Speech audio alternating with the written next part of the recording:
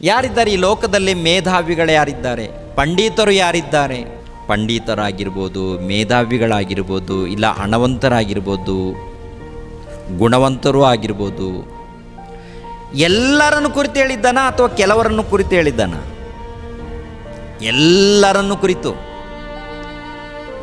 ಯುದ್ಧ ವೀರನು, ಯುದ್ಧ ಶೂರನು, ಬಲಶಾಲಿ, ಉನ್ನತ ಪುರುಷನು, ಆರೋಗ್ಯ ಪುರುಷನು, ಶ್ರೇಷ್ಠ ಪುರುಷನು ಏನೂ ಇಲ್ಲ.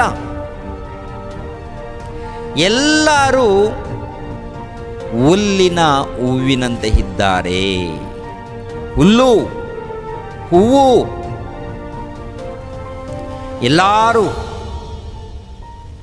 ಒಂದು ದಿನ ಹುಲ್ಲು ಒಳ್ಳೆ ರೀತಿಯಲ್ಲಿ ಕಾಣುತ್ತೆ, ಆನಂತರ ಒಣಗಿ ಹೋಗುತ್ತೆ.